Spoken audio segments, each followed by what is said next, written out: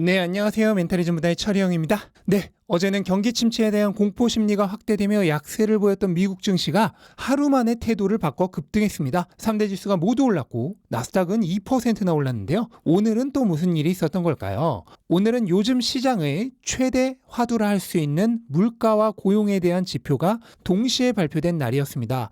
그런데 잘 생각해 보시면 고용도 결국 서비스 물가에 대한 얘기이기 때문에 물가로 귀결이 되고요. 물가를 중요하게 생각하는 것도 결국은 금리 정책에 대한 얘기이기 때문에 최종적으로는 금리로 귀결이 됩니다. 지금 투자자들이 주목하고 있는 모든 지표들은 결국은 연준이 금리 인상을 언제 종료하고 언제부터 피봇을 시작할지를 보기 위함이라고 생각하시면 되겠습니다. 일단 오늘 발표된 주요 물가 지표는 생산자 물가였죠. 그런데 이게 시장에 우호적으로 나왔습니다. 3월 생산자 물가는 지난달 4.9%에서 큰 폭으로 하락한 2.7%로 떨어졌고 시장 예측치도 하회했습니다. 그런데 어제 소비자 물가와 마찬가지로 생산자 물가 역시 이번 달에 크게 내린 것은 유가 때문입니다. 유가가 작년 이맘때 급등했었으니까요. 그래서 중요한 것은 역시나 근원 생산자 물가인데요. 그런데 근원 물가도 나쁘지 않았습니다. 지난달 4.8%에서 크게 내린 3.4%를 기록했고 시장 예측치도 정확히 만족했습니다.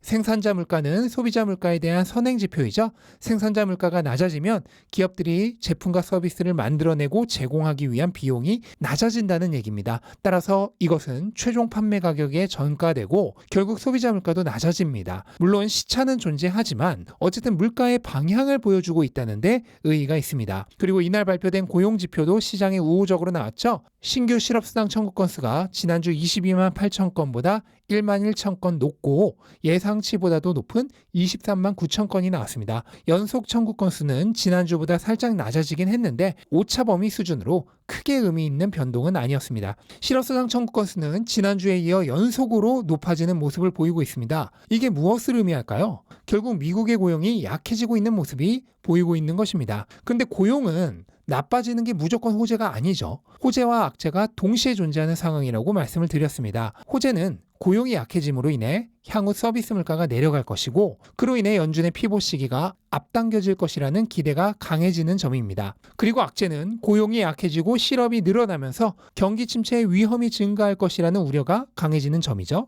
하지만 제 개인적인 생각으로는 이번 실업수당 청구 건수가 증가한 정도는 경기 침체 위험은 크게 증가시키지 않으면서 물가 압력에는 도움을 줄 수 있는 딱 적당한 수준의 고용 약화가 아닌가 생각이 듭니다.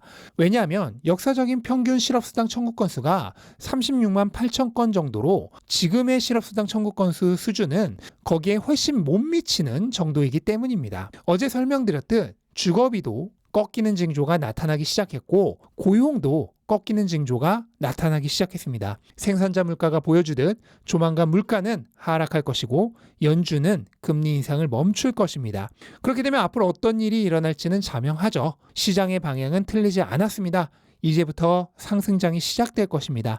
하지만 당장 엄청 빠르게 진행되지는 않을 것이고 당분간은 큰 변동성과 함께 올해까지는 서서히 가격이 회복하는 방향으로 갈 것이라 생각을 합니다. 왜냐하면 아직은 한 가지 큰 불안이 남아있기 때문이죠. 그건 바로 경기 침체에 대한 불안입니다. 연준은 올해 말부터 은행 사태로 인한 신용 경색의 영향이 나타나며 미국이 완만한 경기 침체에 빠져 2년간 성장성이 둔화될 수 있다고 경고했죠. 물론 이것은 일어날 수도 있는 일이고 일어나지 않을 수도 있는 일입니다. 하지만 연준의 이런 전망이 꼭 악재라고 얘기할 수는 없습니다. 미국의 경기 지반이 단단하다면 완만한 경기 침체는 오히려 호재로 작용할 수도 있습니다. 연준이 직접 경기 침체를 언급했다는 것은 오히려 피봇 시기를 앞당길 수도 있는 징조이기 때문이죠. 스스로 경기 침체가 오는 것을 알고 있으면서 고물가를 오래 유지하지는 않을 것입니다. 따라서 연준의 경기 침체 가능성 언급은 동시에 금리 인하 시기가 생각보다 빠르게 올 수도 있다는 것에 대한 암시이기도 합니다.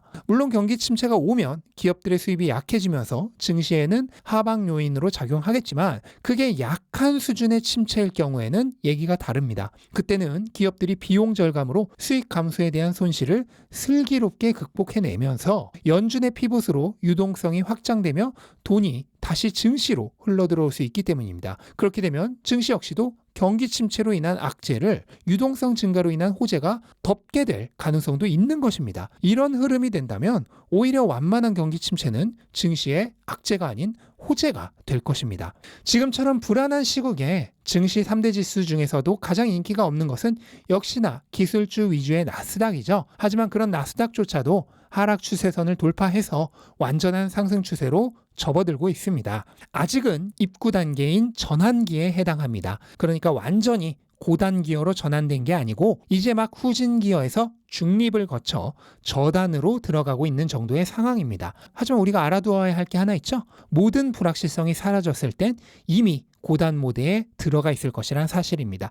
그리고 이런 화폐 약세, 자산 강세의 흐름은 달러 인덱스를 보면 더욱 확실해집니다. 달러 인덱스는 이제 마지막 반등까지 마치고 100의 지지선에서 겨우 버티고 있습니다. 아마 조만간 금리 인상이 종료되고 피봇이 시작되면 이 지지선도 뚫리겠죠. 그렇게 되면 헤드앤숄더 형태의 마지막 목선을 통과하여 완전하게 하락 추세로 전환될 것입니다. 그리고 이런 힌트는 이미 몇 달 전부터 계속 나오고 있었죠. 저는 그것을 지속적으로 말씀드리고 있었습니다. 변화는 어느 한순간에 오는 게 아니라 점진적으로 시작되는 것입니다. 그러다 대부분의 대중이 흐름이 바뀌었다는 걸 깨닫고 갑자기 몰려든 순간이 오는데 그때는 이미 늦은 때입니다. 자, 내일부터는 은행주들의 실적 발표를 시작으로 새로운 실적 시즌이 시작됩니다. 실질적으로 2023년의 첫 번째 실적 시즌이라고 생각하시면 되겠습니다.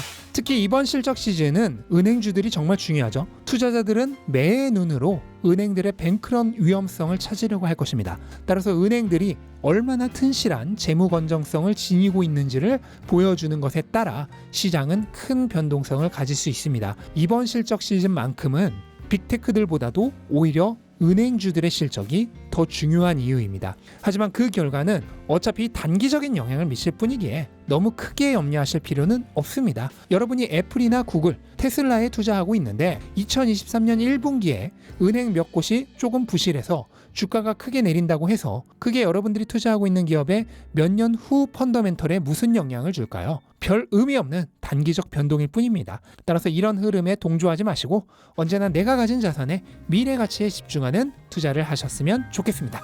네, 이것으로 오늘 영상을 마치겠습니다. 영상 도움되셨다면 구독과 좋아요 부탁드리고 즐거운 하루 되시기 바랍니다. 감사합니다.